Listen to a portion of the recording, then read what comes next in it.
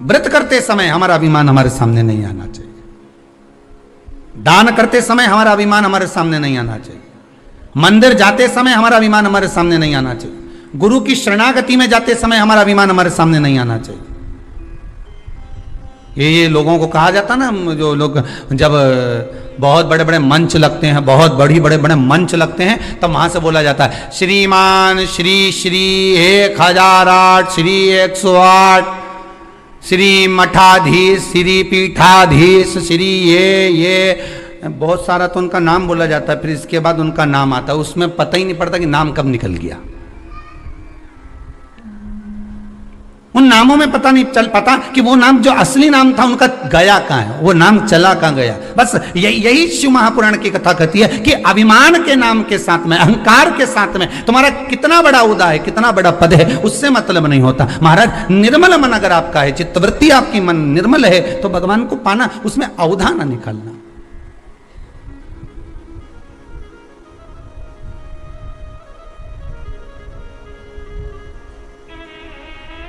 जिस दिन व्रत करो, छोटे से छोटा भी व्रत, आप सोमवार भी कर रहे हो ना, साधारण सा सोमवार का व्रत कर रहे हो, मंगलवार बुधवार गुरुवार जो साधारण सा कर रहे हो, उस समय भी आपका भाव, बस आज विचार कर लेना कि हम अपने भीतर से अहंकार को रखेंगे नहीं और अहंकार त्याग कर मैं व्रत करूंगी। अब उठाओ व्रत की किताब, जितनी भी किताब आपके पास में अपनी अलमारी में रखी हो व्रत की। अभी थोड़े दिन बाद तीज का व्रत आने वाला होगा, हरतालिका तीज, बड़ी तीज, छोटी तीज, चतुर्थी, छठ, सब आएगी। सबकी किताब है तुम्हारे घर में। ऐसा नहीं है कि तुम्हारे घर में किताब नहीं हो।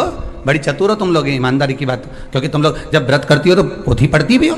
तो सबके घर में किताब रखी है, सत्यनारायण भगवान की भी रखी है, सबके घर में पोथी रखी है। तीज माता की किताब निकाल लेना, छठ माता की निकाल लेना, हर छठ की निकाल लेना, आप प्रदोष की निकाल। उसमें लिखा है प्रातः काल में उठकर सबसे पहले स्नान करिए, लिखा कि नहीं लिखा, उसके बाद में फिर ये काम करिए। तो उसमें लिखा है कि स्नान करो।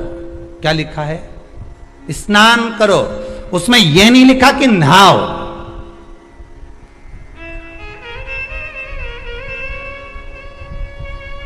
उसमें नहाने का नहीं लिखा, उसमें लिखा स्नान करिए। नहाने और स्नान में अंतर है। नहाने के लिए लोग बाथरूम में जाते हैं, नहाने के लिए लोग गंगा यमुना सरस्वती सरयू आदि अन्य नदियों में जाते हैं। खूब साबुन लगाया, शैम्पू भी लगाया, खूब जोरदार फेस वॉश भी लगाया, खूब नहाए।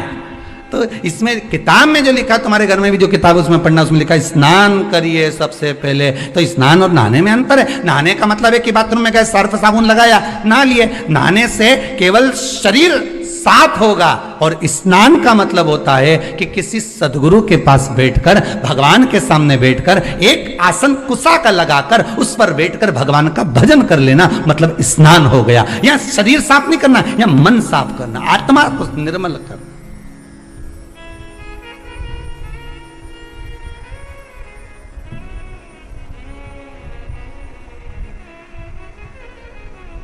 आपसे कोई पूछे ना कि आपके स्नान कब से कर रही हो, तो तुम बिल्कुल जवाब दे सकती हो, लगभग मैं 2 साल से कथा सुन रही हूं, मतलब 2 साल से मैं स्नान कर रही हूं, मतलब 2 साल से भगवान की भक्ति में लगी हूं। तो वो स्नान ही तो है। भगवान की भक्ति को धारण करना स्नान ही तो है।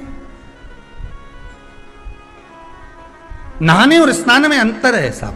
गए, बाल्टी में पानी भरा और शरीर पर डाल लिया, साबुन लगा लिया, ये केवल नहाना है, केवल नहाना। स्नान करिए। प्रदोष व्रत के अंदर लिखा हुआ है, व्रत करने वाले को ब्रह्म मुहूर्त में, प्रातः के समय में स्नान करना चाहिए। जिसके यहाँ किताब होगी पढ़ लेना, ठीक है? स्नान करना चाहिए। फिर स्नान के बाद फिर कहा, फिर भगवान का उपासना करो, कुसा का आसन लगाओ, बैठो। कुसा जानते हो सब लोग? जितने लोग आस्था चैनल पर कथा सुन रहे, कुसा जानते कि नहीं जानते? डाब, कुसा, कुसा का आसन।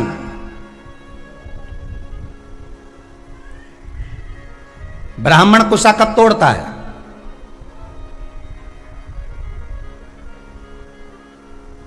यह कुसा कब तोड़ी जाती है? केवल अमावस्या को, केवल अमावस्या। अन्य अमावस्या पर तोड़ेगा तो 1 महीने तक चलेगा।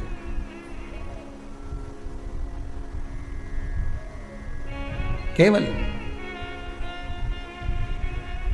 महाराज, और भद्र अमावस्या को जब तोड़ेगा तो 1 वर्ष तक चलेगा। और कुशा तोड़ने का भी नियम है, कुशा लाने का भी नियम है, और उस कुशा का आसन पर बैठकर स्मरण करने का भी नियम है।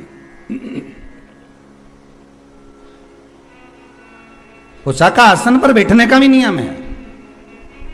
ये जो बाजार में जो कुशा के आसन मिलते हैं, आप अगर बोलकर बनवाएंगे कि हमको बिल्कुल ओरिजिनल कुशा का आसन चाहिए, हमको असली कुशा का आसन चाहिए, तो आपको प्राप्त होगा। जिनके चेहरे पर आंखों के नीचे कालापन हो जाता है, कुशा का आसन वहां भी काम आता है। कि आप थोड़ी देर, आधा घंटा, 20 मिनट, 25 मिनट जब भगवान की सेवा कर रहे हो, कुशा के आसन पर बैठ जाइए। आपको किसी क्रीम की जरूरत नहीं पड़ेगी, किसी आपको पाउडर की जरूरत नहीं पड़ेगी। आप कुशा के आसन पर बैठकर भगवान का भजन करो। जितनी देर बैठ सकते हो उतनी देर कुशा के आसन पर बैठो।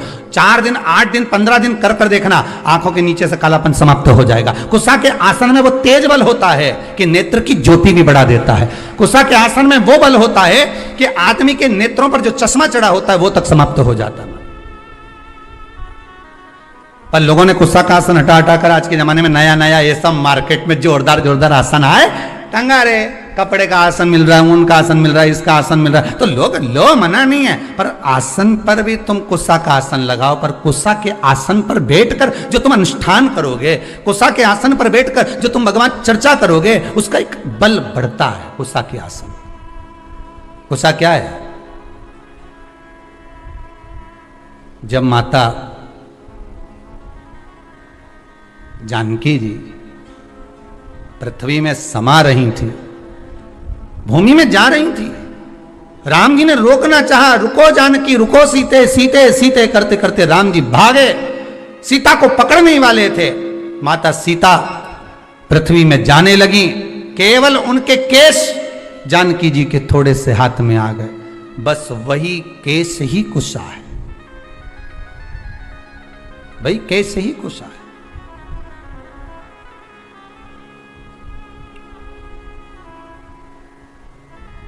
जिस दिन आपका मन कहीं नहीं लगे, बेचैनी अंदर से हो रही हो, भीतर से, हम तो ज्यादा समय तो आपसे नहीं कहेंगे क्योंकि आप इतनी देर बैठोगे भी, सीधी सीधी बात है।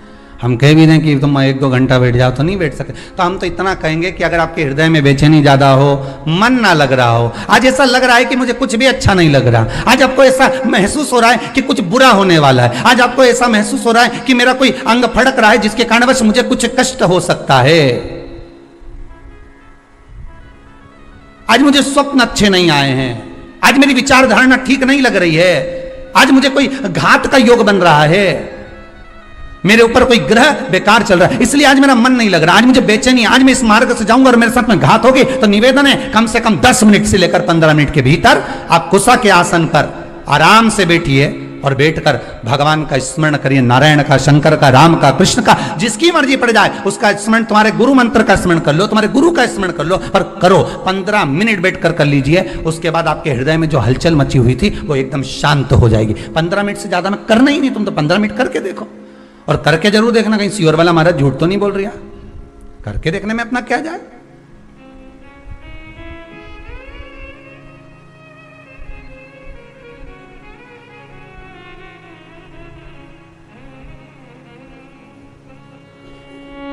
कर देखो, 15 मिनट बैठ जाए, जब हृदय हलचल हो जाए, हृदय में कहीं मन चित्त वृत्ति सब डामाडोल हो रही हो, लग रहा हो कि आज कुछ बुरा होने वाला है, बैठ जाओ कुशा के आसन पर, बैठ जाइए। पर उस कुशा में वस्त्र नहीं होना चाहिए। वस्त्र से मतलब जान लीजिएगा, बहुत अच्छे से कहेंगे, कुशा का जो आसन होता है उस आसन में चारों तरफ लाल कलर की लोग पट्टी लगा देते हैं, बहुत ध्यान दीजिएगा। आसन कुशा का अगर है तो उसमें जो नायलॉन प्लास्टिक की बद्दी से उसको सिल के बनाते हैं, ये भी हमारे इसमें नहीं है। हम केवल कुशा के आसन की बात करते हैं, और कुशा का आसन अगर बना सकती है तो केवल घर की नारी ही बना सकती है। घर की नारी कैसे बनाएगी? उसको धागे से सिलती जाएगी, धागे से सिलेगी, आसन तैयार कर लेगी और उसमें कोई प्लास्टिक नहीं होगा, उसमें कोई पॉलीथीन नहीं लगी होगी, उसमें कोई पन्नी नहीं लगी होगी, केवल उसमें धागा लगा हुआ होगा, धागा, और उसमें कोई किनारी नहीं। जब तक चले चले फिर उसको सिल लीजिए। पर आसन कुसा का हो जो केवल आपकी भक्ति के लिए हो, उसको थोड़ी देर बाद आप उठा के रख दो, बैठे हो जब तक बैठो, उसके बाद उठा दो, उसको लपेट कर रख दीजिए। और होता है कहीं कहीं आपने दर्शन करा होगा, बिना किन्नौर का भी आसन आता है। आप लोगों को तो ज़्यादा मालूम होगा क्योंकि आप लोग मार्केट ज़्यादा घूमते रहते हो, तो बड़े बड़े मॉलों में जाते रहते हो, तो आप लोगों को तो ज़्यादा मालूम होगा कि कुसा का जो आसन होता है, उस कुसा के आसन की महत्वता को अगर व्यक्ति जानता है तो वो कुसा के आसन पर बैठकर भगवत भजन करेगा।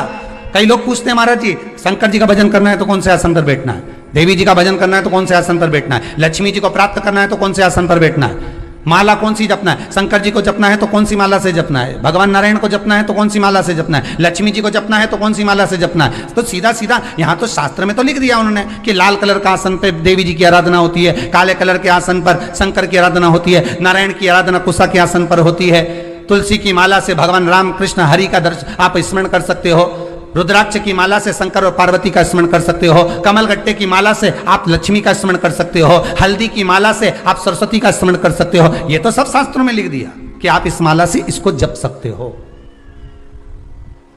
आप इसको प्राप्त कर सकते हो।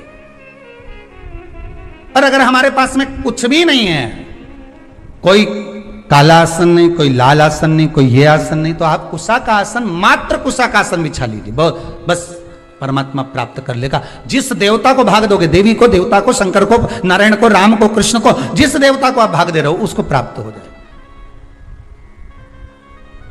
उद्यापन करते हो किसी व्रत का? बोलो हर हर महादेव। उद्यापन करते हो व्रत का?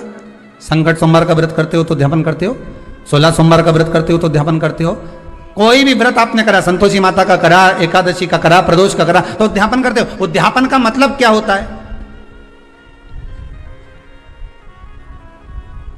जल्दी बोलते जाओ। जितने लोग आस्था चैनल पर कथा सुन रहे हैं, उद्यापन का मतलब क्या होता है? अगर आपसे कोई पूछेगा तो कहोगे कि जो व्रत करा उसका समापन करना। ठीक है, समापन करना मतलब कोई धार्मिक कार्य कर देना, हवन कर देना, पूजन कर देना, अभिषेक कर देना, मतलब उद्यापन हो गया। अभी सावन के महीने में लोगों ने अभिषेक करा तो उद्यापन करा होगा कि हमने इतने 1 महीने तक भगवान शंकर का अभिषेक करा, हमें उद्यापन करना, हवन करवा दिया, पूजन करवा दिया, हो गया उद्यापन। उद्यापन का मतलब क्या होता है? उद्यापन का महत्व क्या है? केवल कार्यक्रम जो एकादशी करी थी उसका उद्यापन कर दिया, चतुर्थी करी उसका उद्यापन कर दिया, चौथ माता का उद्यापन कर दिया, छठ माता का उद्यापन कर दिया, तीज माता का उद्यापन कर दिया, हमने ये वाली माता जी का उद्यापन। उद्यापन का मतलब है क्या? पंडित जी से पूछो तो कहेंगे उद्यापन कराना है महाराज जी, तो कहे आप ये सामान लिया, उद्यापन हो जाए। उद्यापन होगा, सामान भी लाना पड़ेगा, पूजन भी होगा, हवन भी होगा, यज्ञ भी होगा, अनुष्ठान भी होगा, ब्राह्मण आएगा भी, पूजन भी कराएगा। पर उद्यापन का मतलब क्या है? उसका महत्व क्या है? पशुपतिनाथ का व्रत करो तो उद्यापन में 1 श्रीफल, 108 कोई भी दाने और 11 रुपए शंकर जी को समर्पित कर दिया, उद्यापन हो गया। उद्यापन का मतलब क्या है? हमने व्रत को पूर्ण कर दिया, इसका मतलब उद्यापन हो गया।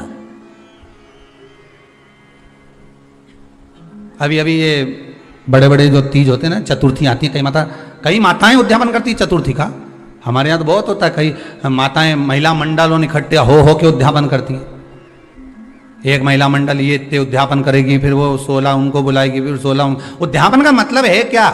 अगर कोई आपसे पूछ ले, कभी अनायास आपके ही बच्चे पूछ सकते हैं, मम्मी उद्यापन का मतलब, तो क्या जो अपन ने व्रत करा उसका समापन, तो उसका समापन तो वैसे ही हो जाता है, फिर उद्यापन करने की क्या जरूरत थी?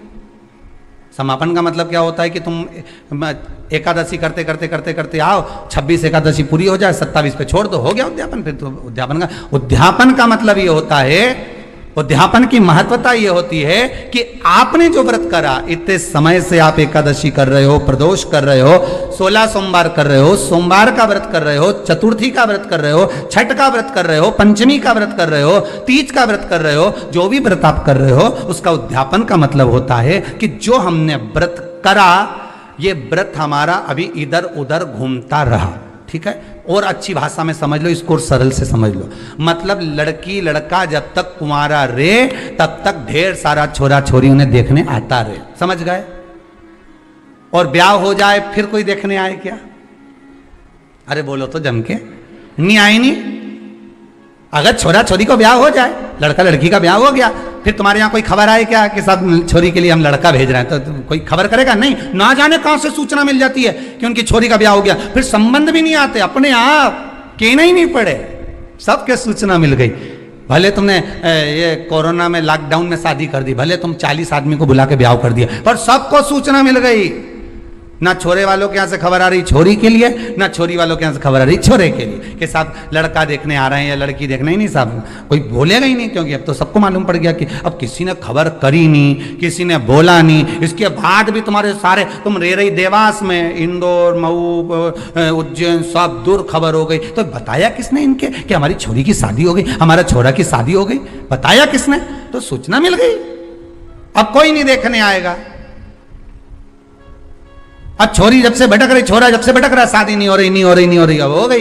अब कोई देखने आया? नहीं। अब कहीं तुम जा रहे? नहीं। अब तो संबंध हो गया, अब तो एक जगह छोरी छोरा ब्याह कर बैठ गए, अब कोई नहीं आएगा। बस जब तक उद्यापन नहीं होता तब तक तुमने जितने व्रत करके रख रखे हैं ये सारे इधर उधर डोलते रहे, ये भटकते रहते हैं, और इनमें से पुण्य हमारा छिन्न होते रहता है। जैसे एकादशी से समझ लो या प्रदोष से समझ लो। प्रदोष का व्रत करा, एकादशी का व्रत करा, और एकादशी का व्रत करने के बाद आपने 4-5 दिन तक झूठ बोल दिया, आड़ा टेढ़ा बोल दिया, आप शब्द बोल दिया, तो तुमने जो व्रत करा उसका पुण्य तो क्षण होता रहा, उसका पुण्य तो जाता रहा, समाप्त होता रहा।